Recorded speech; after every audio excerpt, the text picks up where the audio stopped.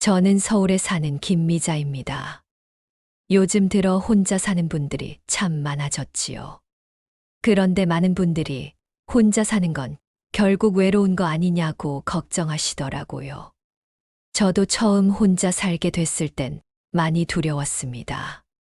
하루 종일 말 한마디 안 하고 지낼 때가 많고, 아침에 눈을 뜨면 문득 이렇게 사는 게 과연 괜찮은 걸까 싶어 눈물이 날 때도 있었어요. 하지만 제가 깨달은 게 하나 있습니다. 혼자 사는 시간이 꼭 외롭지만은 않다는 사실이에요. 오늘 영상을 끝까지 보시면 혼자 살아도 외롭지 않고 오히려 평온하고 행복하게 살 수 있는 비밀을 알게 됩니다. 당신의 생이 이렇게 바뀔 수 있습니다. 하지만 이걸 모르면 노년의 삶이 외로움과 후회로 채워질 수도 있습니다.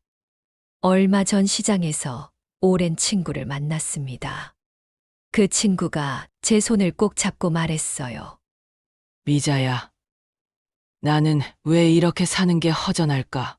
애들도 바쁘고, 남편도 세상 떠난 지 오래고, 하루 종일 누구랑 한마디도 안 하다 보니, 내가 사는 건지 버티는 건지 모르겠어. 그때 제가 친구에게 했던 말을 오늘 여러분께도 전해드리고 싶습니다. 혼자 사는 게 꼭 외로운 건 아니야. 마음을 어떻게 다스리느냐에 따라 남은 생이 달라진단다. 사실 이 말은 제 경험에서 비롯된 거예요. 처음 혼자가 되었을 땐 문득문득 밀려오는 허무함이 참 무섭더라고요. 하지만 혼자서도 충분히 행복하게 사는 방법이 있다는 걸 알게 된 후로는 제 삶이 많이 달라졌습니다. 세계적인 철학자 에픽테토스가 이런 말을 했습니다. 당신을 괴롭히는 것은 사건이 아니라 그 사건을 바라보는 당신의 생각이다. 저는 이 말을 노년에야 비로소 깊이 이해했습니다. 혼자 사는 걸 외롭다고만 생각하면 외로움이 더 커지고 그 시간마저 괴로움이 되더군요. 하지만 이 시간은 나를 돌보는 시간이라고 생각을 바꾼 순간 혼자라는 게 자유가 되고 평안이 되었습니다. 제가 아는 옆집 할머니 이야기도 빼놓을 수 없어요. 그분은 늘 집에만 계셨는데 어느 날 우울증 진단을 받고 큰 충격을 받으셨대요. 미자 씨, 사람은 누구나 혼자 있을 때가 있는데 난 그걸 못 견디겠더라니까. 라고 말씀하시더라고요. 저는 그분과 매일 10분씩 산책을 했습니다. 그러면서 그분이 조금씩 웃음을 되찾는 걸 보았어요. 혼자 있는 시간을 두려워하면 외로움에 지고 맙니다. 하지만 혼자 있어도 괜찮다고, 그 시간을 사랑할 수 있다고 마음을 바꿔야 합니다. 오늘 제가 들려드릴 이야기는 바로 그런 겁니다. 혼자 살아도 외롭지 않게 만들어주는 5가지 비밀, 제가 직접 겪고 주변에서 보고 들으며 깨달은 소중한 지혜를 담았습니다. 이걸 아시면 남은 생이 후회와 외로움이 아니라 평안과 행복으로 바뀌실 겁니다. 이제부터 하나씩 말씀드릴 테니 제 이야기를 들으면서 내 삶에도 이렇게 바뀔 수 있겠구나 생각해 보시길 바랍니다. 첫 번째 이야기는 제가 평생 가장 크게 깨달은 것, 바로 경제적 독립입니다. 여러분, 노년의 모든 불행은 돈에서 시작된다는 말 들어보셨나요? 저는 이 말이 그냥 속담인 줄 알았는데 제 주변 사람들의 삶을 보면서 뼈저리게 느꼈습니다.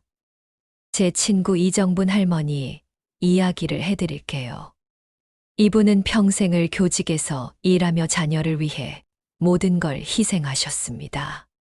늘 내 자식들이 잘 돼야 내가 편안하지라고 말씀하시며 본인이 옷 한 벌 사는 것도 아까워했죠.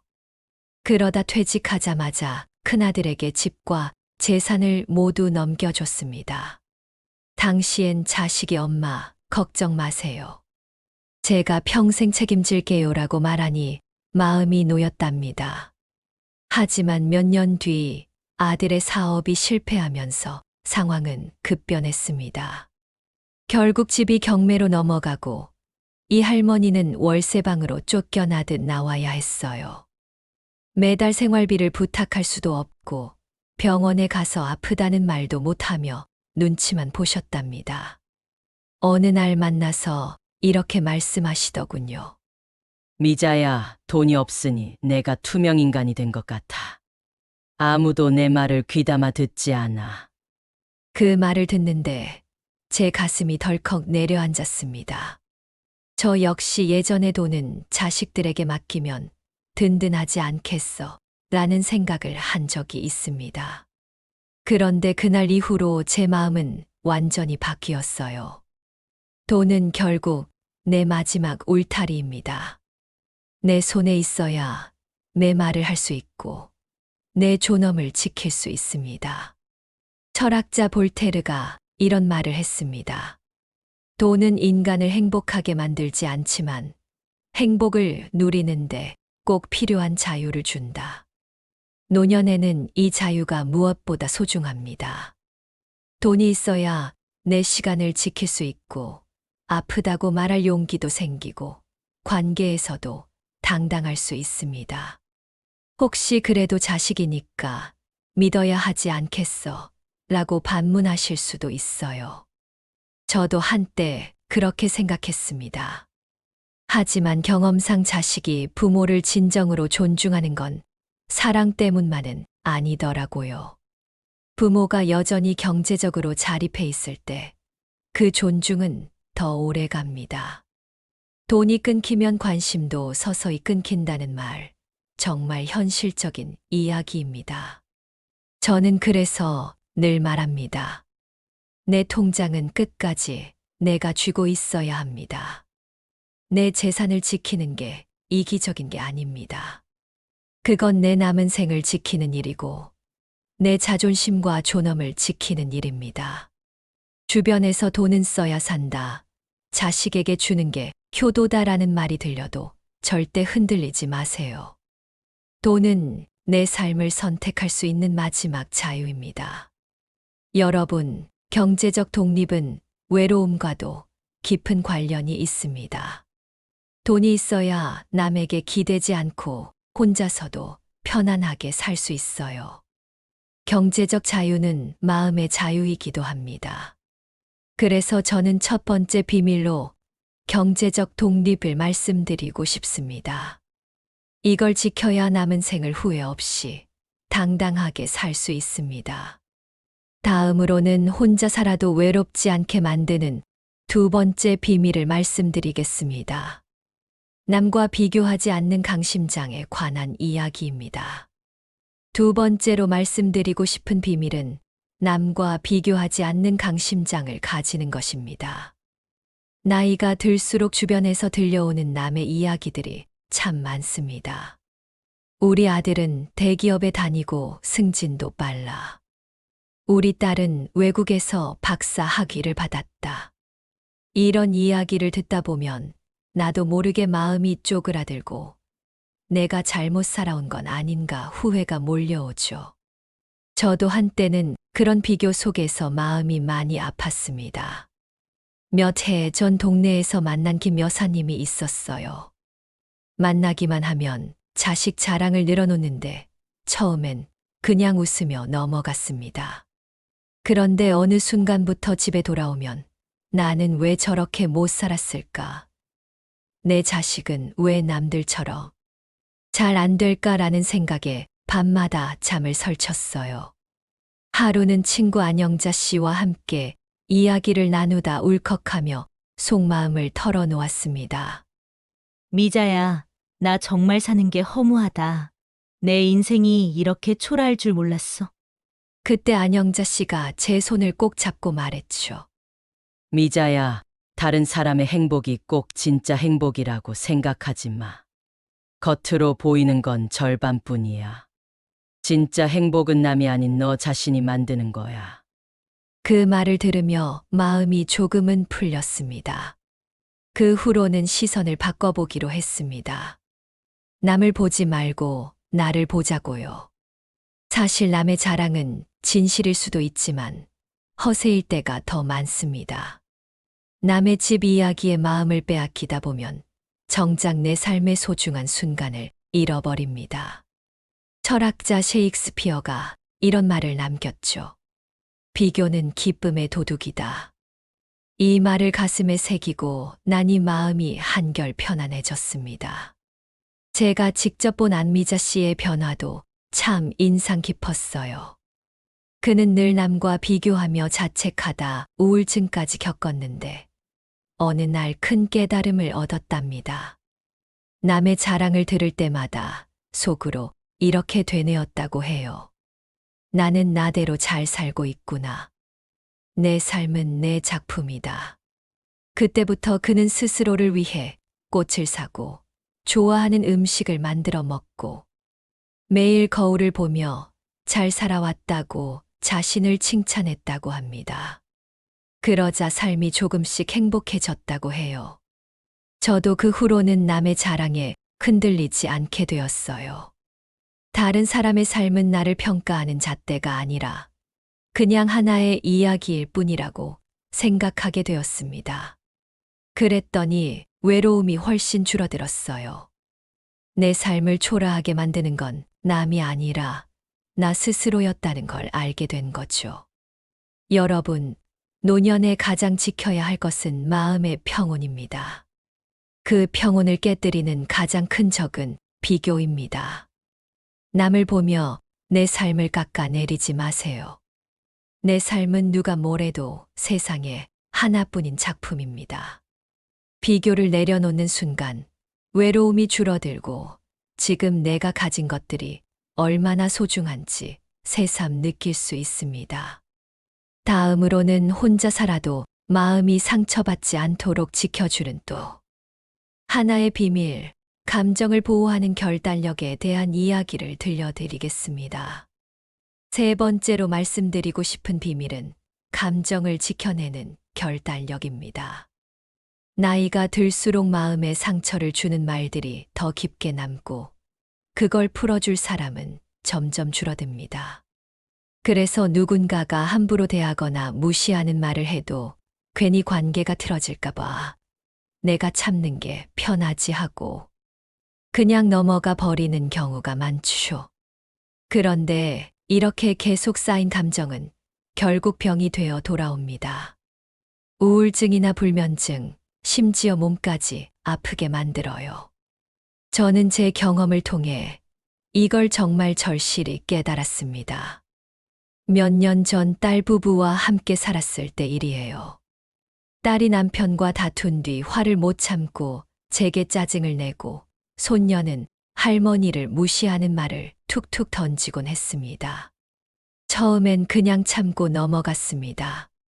내가 참아야지 가족인데 내가 뭐라고 말하겠어 하면서요. 그런데 시간이 갈수록 제 마음은 점점 무너져 갔습니다. 매일같이 상처를 받으면서도 아무 말 못하고 혼자 방 안에서 울며 지내는 날이 많았어요. 어느 날 친구가 저를 보고 이렇게 말했습니다. 미자야, 너는 왜 남의 감정 쓰레기통이 되려고 하니? 내 마음은 내가 지켜야지. 그때 정신이 번쩍 들었습니다. 그날 이후로 저는 결심했습니다. 누가 상처 주는 말을 하면 반드시 말하자고요. 그래서 다음에 딸이 무심코 상처 주는 말을 했을 때 이렇게 말했습니다. 그 말은 엄마 마음에 상처가 된다. 앞으로는 그러지 말아줬으면 좋겠다. 처음엔 분위기가 조금 어색했지만 놀랍게도 딸이 제 말을 듣고 사과를 했습니다. 그 후로는 저를 대하는 태도가 달라지더라고요. 관계가 깨질까봐 두려워서 참기만 했던 게 오히려 저를 더 불행하게 만들고 있었던 겁니다. 정신과 전문의 책에서 이런 말을 본 적이 있습니다. 노년의 행복을 지키는 가장 큰 힘은 거절할 용기다. 이 말이 정말 맞는 것 같아요. 내 감정을 무시하고 상처를 주는 사람과 계속 지내면 결국 나 자신을 잃게 됩니다. 혼자 사는 게 외로운 게 아니라 나를 존중하지 않는 관계 속에서 사는 게 진짜 외로운 삶이에요. 저는 이제 누가 아무렇지 않게 상처 주는 말을 하면 이렇게 말합니다. 그 말은 나를 아프게 해. 나를 존중해 줬으면 해. 만약 상대가 계속 그런 태도를 보이면 관계를 정리합니다. 사람은 많다고 좋은 게 아닙니다. 내 마음을 해치지 않는 사람 한 명이 옆에 있는 게 상처 주는 사람 10명이 있는 것보다 훨씬 행복합니다. 여러분, 나이가 들수록 마음의 평온은 스스로 지켜야 합니다. 감정 쓰레기통이 되지 않겠다고 결심하는 순간, 혼자 사는 삶은 오히려 더 평화롭고 자유로워집니다.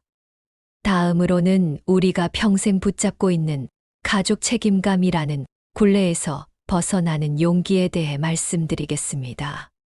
네 번째로 꼭 말씀드리고 싶은 비밀은 가족 책임감에서 벗어나는 용기입니다.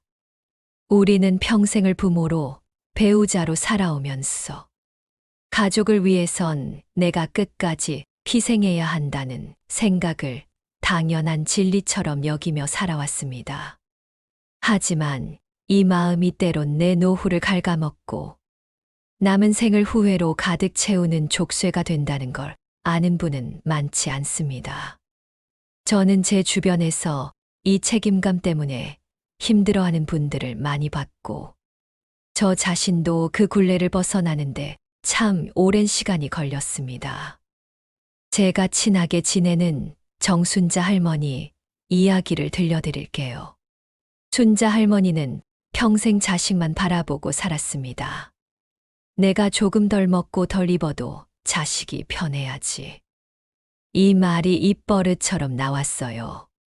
그런데 문제는 자식들이 모두 성인이 된 이후에도 할머니가 그들을 책임져야 한다고 생각했다는 겁니다. 직장을 잃은 아들이 오면 생활비를 대주고 손주 학원비까지 챙기다 보니 정작 본인 노후 준비는 전혀 못하셨습니다. 그러던 어느 날 아들이 큰 빚을 지고 집까지 담보로 맡겨버리는 일이 벌어졌습니다. 그때서야 할머니는 저에게 이렇게 말씀하시더라고요. 미자야, 나는 왜 평생을 내 인생을 버리면서까지 애들 뒤치다꺼리만 했을까? 그게 사랑이라고 믿었는데 결국 남은 건 원망뿐이네. 그 말을 들으며 저도 한동안 멍해졌습니다. 사실 저도 예전엔 비슷했습니다. 자식이 힘들다고 하면 제 삶을 제쳐놓고 달려갔어요. 하지만 그게 꼭 사랑은 아니더라고요.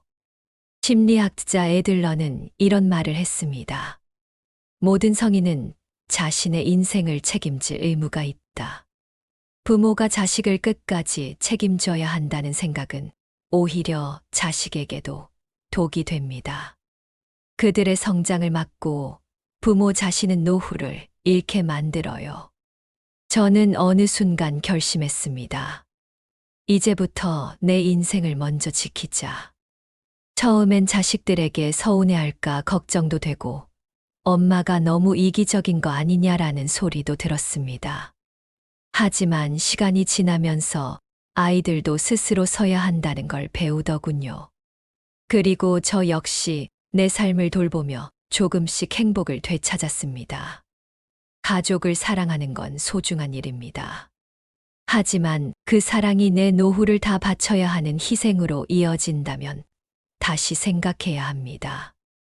내가 불행한데 자식이 진짜 행복할까요? 가족은 의무가 아니라 선택입니다. 내 행복을 지키면서 주는 사랑이야말로 오래가고 따뜻합니다. 여러분, 남은 생을 위해 꼭 한번 스스로에게 물어보세요. 나는 내 인생을 살고 있는가? 아니면 평생 가족의 그림자 뒤에 숨은 채 내 삶을 잃어버리고 있는가? 가족을 사랑하되 내 노후를 먼저 지키는 용기야말로 진짜 지혜로운 선택입니다. 다음으로는 혼자 사는 삶을 두려움이 아닌 자유로 바꿔주는 마지막 비밀. 혼자 있는 시간을 즐기는 힘에 대해 말씀드리겠습니다. 마지막으로 말씀드리고 싶은 5번째 비밀은 혼자 있는 시간을 즐기는 힘입니다.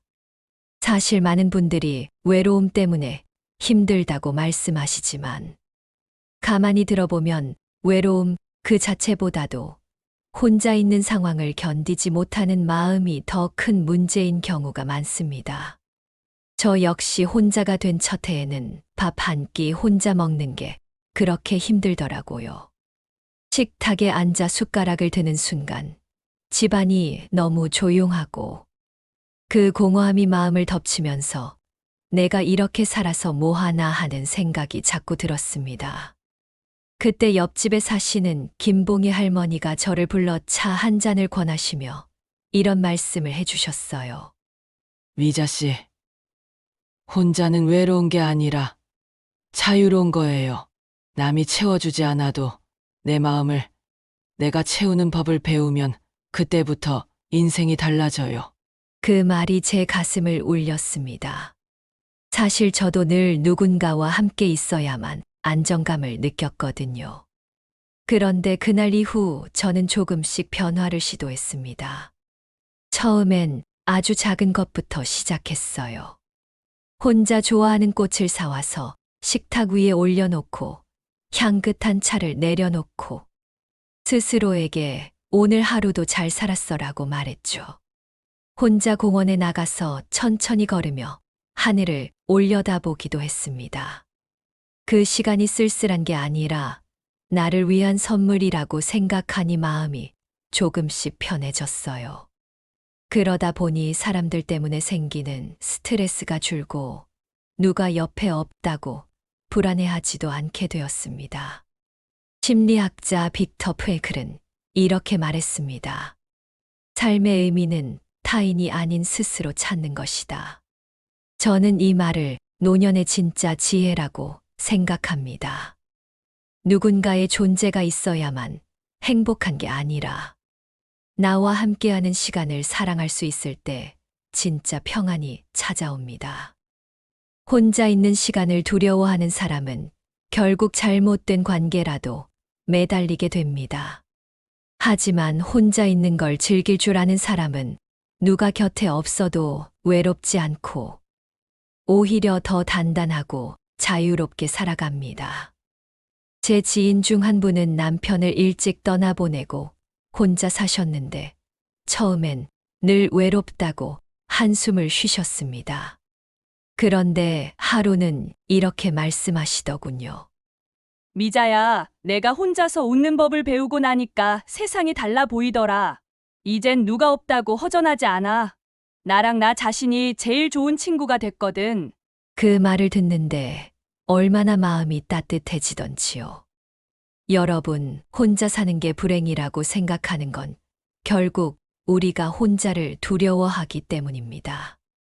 하지만 혼자 있는 시간을 사랑하는 법을 배우면 그 시간은 가장 평화롭고 소중한 시간이 됩니다.